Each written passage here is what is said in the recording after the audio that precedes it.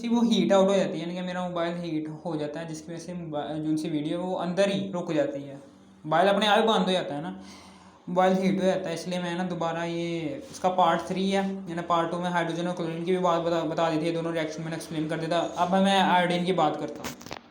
Iodine जो सा आपको पता है कि आयोडीन के वैलेंस शेल आयोडीन है, ये मोर इलेक्ट्रोनेगेटिव नहीं होता, इसको ज़्यादा रिएक्शन करने का शौक नहीं होता, क्योंकि इसमें 53 होता ज़रूर है। हम हीट प्रोवाइड ना करें, हीट हमने क्यों प्रोवाइड किया, कैटालिस्ट हमने क्यों बनाया, यहाँ पर क्यों किया है, चूँकि इसका इलेक्ट्रॉन का साइज, एटॉमिक साइज जो सा देखो 53 है, इसमें 53 है, यानी कि इसमें पूरे 5 शेल मौजूद हैं। ये मैंने आयोडीन का ही बनाया हुआ है, 5 शेल जो सा इसमें मौजूद हैं। 5 शेल की वजह से ये देखें KLMN ये 5 शेल जो उनसे हैं, ये करते हैं, ये इलेक्ट्रॉन्स का शेयर किया हुआ है, 7 इलेक्ट्रॉन इसमें भी हैं, 7 इलेक्ट्रॉन इसमें भी हैं, इन्होंने एक इलेक्ट्रॉन शेयर किया हुआ, नॉन पोलर कोवलेंट बॉन्ड बनाया हुआ है। जबकि फ्लोरीन में क्या था, फ्लोरीन में भी 7 इलेक्ट्रॉन थे, फर्क बस इतना था कि इसका एटॉमिक नंबर क्या था, 9 एटॉमिक नंबर था, यानी कि 9 इलेक्ट्रॉन्स प्रेजेंट थे इसमें 53 इलेक्ट्रॉन्स प्रेजेंट है, इसलिए इसका एटॉमिक साइज बड़ा है। इसमें 9 इलेक्ट्रॉन्स की वजह से क्या होगा, ये मोर इलेक्ट्रोनेगेटिव होगा, ये अपना बॉन्ड अपने आप ही ब्रेक कर लेगा, ठीक है ना, इसको शौक है ज़्यादा, ठीक है ना, इलेक्ट्रॉन लेने का। लेकिन यहाँ पर चूंकि ये देखें 53 है, 53 इलेक्ट्रॉन्स होने की वजह से, ज़्यादा इलेक्ट्रॉन्स होने की वजह से आयोडीन का एटॉमिक रेडियस बढ़ गया। एटॉमिक रेडियस बढ़ने की वजह से क्या हो गया, एटॉमिक रेडियस बढ़ने की वजह से इसको शौक नहीं रहा, इसको इलेक्ट्रॉन्स का शौक नहीं रहा। बेशक ये हो जाएगा, जब आप हीट और कैटालिस्ट आना इस्तेमाल करें, फिर भी 1 या 2 दिन में हो जाएगा ये रिएक्शन, ठीक है, फिक्र करने की बात नहीं। हीट हमने इसलिए प्रोवाइड किया है ताकि ये रिएक्शन जल्दी से तेज़ हो। कैटालिस्ट हमने क्यों इस्तेमाल किया, कैटालिस्ट क्या करता है, ये रिएक्शन को तेज़ करता है। कैटालिस्ट की रिएक्शन को बस आपने ये करना है, क्या है, ये रिएक्शन को तेज़ करने के लिए हम कैटालिस्ट इस्तेमाल करते हैं, ठीक है ना। जैसे हमने कैटालिस्ट और हीट दी, इसने क्या किया, ये जो उनसे आयोडीन के एटम्स हैं, इन्होंने हीट को अब्जॉर्ब किया और जल्दी से अपना बॉन्ड तोड़ दिया। जैसे इन्होंने बॉन्ड तोड़ा, ठीक है, ये भी फ्री रेडिकल बन गया, ये भी फ्री रेडिकल बन गया। इसी तरीके से इसको, ये भी बॉन्ड टूट जाएगा, इसमें भी 1 इलेक्ट्रॉन, इसमें भी 1 इलेक्ट्रॉन है, ठीक है ना। और यहाँ से हाइड्रोजन जो उनसे है, इसके साथ ये भी फ्री रेडिकल है, ये भी फ्री रेडिकल जो उनसे होते हैं, इनको कोई भी हीट प्रोवाइड ना करें फिर भी रिएक्शन कर लेते हैं। क्यों, क्योंकि बहुत ज़्यादा रिएक्टिव होते हैं। ये हाइड्रोजन जो उनसा है, ये आयोडीन के साथ मिलेगा तो हाइड्रोजन आयोडाइड बन जाएगा, ये इसके साथ मिलेगा, यहाँ पर भी हाइड्रोजन आयोडाइड बन जाएगा, ठीक है ना। इसमें हमने कुछ नहीं किया, ये बाकी का रिएक्शन अपने आप ही हो जाएगा। बस ये जो सा शुरू में जो सा बॉन्ड टूटेगा ना, ये बॉन्ड टूटेगा जो सा, ये हीट की वजह से टूटेगा, और कैटालिस्ट क्या करेगा, इस रिएक्शन को तेज़ कर देगा थोड़ा सा, ठीक है। और क्या करना है, यहाँ पर हाइड्रोजन है और आयोडीन, 2 हाइड्रोजन आयोडीन के 2 मॉलिक्यूल्स बन गए, 2 मॉलिक्यूल्स बन गए, ठीक है।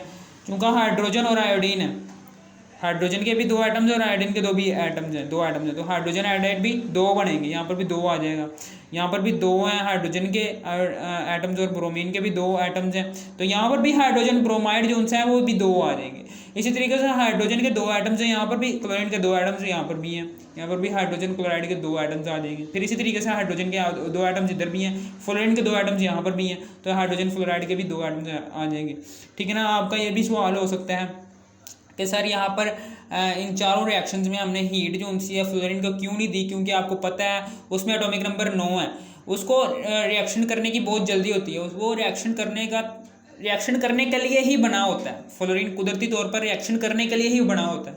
आयोडीन जो सा है, ये भी बना होता है रिएक्शन करने के लिए, लेकिन टाइम लगाता है। ये क्या लगाता है, टाइम ना लगाए, ये बॉन्ड तोड़ने में टाइम ना लगाए, तो इस वजह से हम इसको हीट प्रोवाइड करते हैं ताकि ये हीट को अब्जॉर्ब करे और उसके जो उनसे मॉलिक्यूल्स हैं उनकी काइनेटिक एनर्जी बढ़ जाए, जिसकी वजह से काइनेटिक एनर्जी बढ़ने की वजह से ये बॉन्ड टूट जाए।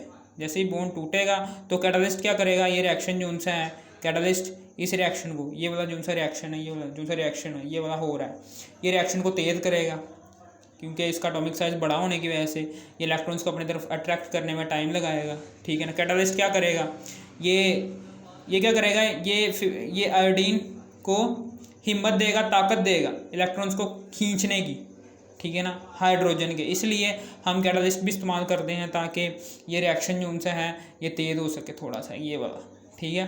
समझ आ गई होगी आपको। ये था हमारा सारा रिएक्शन। क्लोरीन ब्रोमीन आयोडीन जो से हैं इनके एटॉमिक नंबर ज़्यादा होने की वजह से ये ज़्यादा टाइम लगाते हैं बॉन्ड की ब्रेकेज में, इसलिए हम इनको हीट प्रोवाइड करते हैं ताकि बॉन्ड जो सा है ये कैंसिल हो सके, ब्रेक हो सके, इनकी काइनेटिक एनर्जी बढ़ सके। ओके सर, ये समझ आ गई मुझे। ओके सर, अब अगला जो सा है मैंने आपको ये क्लियर कर दिया है, ठीक है ना, ये सारा मैंने आपको बता दिया है। इसके टोटल 3 पार्ट्स हैं, ठीक है। पहले पार्ट में ज़रूर देखने तीनों पार्ट्स ताकि आपको समझ आ सके। पहले पार्ट में मैंने आपको एक्सप्लेन किया था ऑक्सीडाइजिंग प्रॉपर्टीज़, फिर दूसरे पार्ट में मैंने आपको एक्सप्लेन किया था रिएक्शन विद हाइड्रोजन, हाइड्रोजन और फ्लोरीन के दरमियान रिएक्शन, हाइड्रोजन और क्लोरीन के दरमियान रिएक्शन, हाइड्रोजन और ब्रोमीन के दरमियान रिएक्शन। ये 3 रिएक्शन मैंने आपको एक्सप्लेन किए थे। और तीसरे पार्ट में मैंने आपको हाइड्रोजन और आयोडीन, ये तीसरा पार्ट है, इसमें मैंने हाइड्रोजन और आयोडीन के दरमियान रिएक्शन एक्सप्लेन किया। और अगले लेक्चर में हम आपको दोबारा पढ़ाएंगे। ये मैंने क्यों 3 पार्ट्स बनाए हैं, क्योंकि मेरा मोबाइल जल्दी से गर्म हो जाता है, इसलिए मैं वीडियो को लंबा नहीं कर सकता, ठीक है, इसलिए मैं पार्ट्स बना रहा हूँ। ओके, मेरा मोबाइल जो सा है वो गर्म हो जाता है, ठीक है।